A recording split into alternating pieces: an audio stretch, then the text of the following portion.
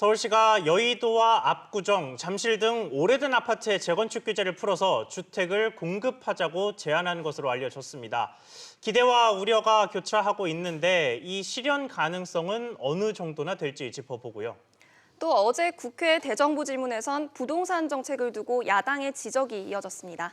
취재 기자와 자세한 얘기 나눠보겠습니다. 경제부 정광윤 기자 나왔습니다.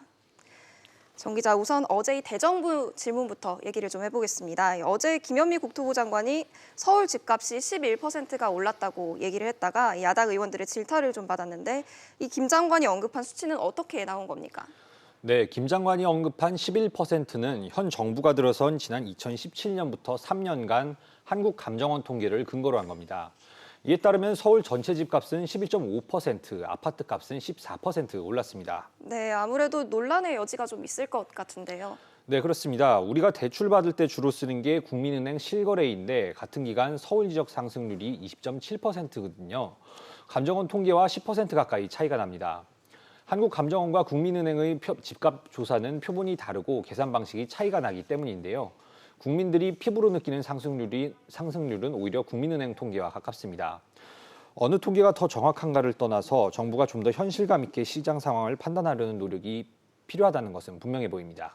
네, 그리고 김현미 국토부 장관이 그 말만 한 건 아니죠. 부동산 문제와 관련해서 사과를 하기도 했습니다. 네, 그렇습니다. 김 장관은 집값이 오름으로 인해 젊은 세대와 많은 분들이 걱정하는 것에 대해 죄송스럽다고 생각한다고 말했는데요.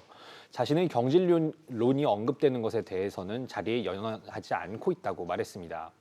또 전 세계적인 유동성 과잉 공급과 저금리 상황 때문에 집값 상승을 막는 데 한계가 있다고 해명했습니다. 네, 또 정세균 국무총리가 현재 마련하고 있는 주택 공급 방안에 대해서 좀 언급을 했다고요. 네, 그렇습니다. 정 총리는 태릉 골프장 부지 활용 방안과 관련해 옆에 있는 육군사관학교는 손댈 계획이 없다고 밝혔습니다. 태릉 골프장을 개발하면 주택을 10,000가구가량 공급할 수 있을 것으로 예상되는데요. 바로 옆 육사 부지까지 같이 개발하면 공급량을 2배로 늘릴 수 있다는 분석이 나오면서 최근 육사 이전까지 언급돼 왔습니다. 정 총리가 이 같은 분위기에 일단 선을 그은 건데요. 앞서 그린벨트 해제도 무산된 판국에 공급을 충분히 늘릴 수 있겠나는 우려도 나오고 있습니다. 네, 그러면 육사 부지가 무산됐다고 했을 때 대안은 있는 겁니까?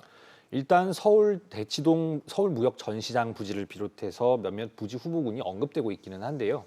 대부분 소규모 부지들이라 큰 공급 효과를 거두긴 어렵다는 분석이 나옵니다. 정부는 지난 5월에 서울에 7만 가구를 공급하겠다고 했지만 신규 택지를 통한 공급은 15,000가구에 불과한데요. 나머지는 공공재개발이나 소규모 재건축을 활성화해 공급하기로 했지만 실제 가능할지는 미지수입니다. 이와 관련해 정부는 도심 고밀 개발을 추진하고 일부 규제를 완화하기로 했는데요. 국토부는 용산 정비창 부지 용적률을 상향해 공급 규모를 당초 8,000가구에서 10,000가구 이상으로 늘리는 방안을 추진 중입니다. 네, 이런 가운데 서울시가 이 재건축 규제를 완화하자는 제안을 또 내놨다고요. 네, 그렇습니다. 서울시는 국토부와 가진 실무회의에서 구체적으로 잠실주공 5단지와 여의도 시범아파트, 압구정 현대아파트를 거론했는데요.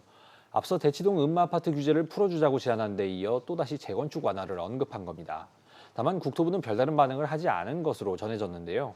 정부가 재건축 규제 완화에 대해서는 워낙 신중한 입장이라 실현될 가능성은 낮은 상황입니다. 그렇군요. 알겠습니다. 정 기자 이야기 잘 들었습니다.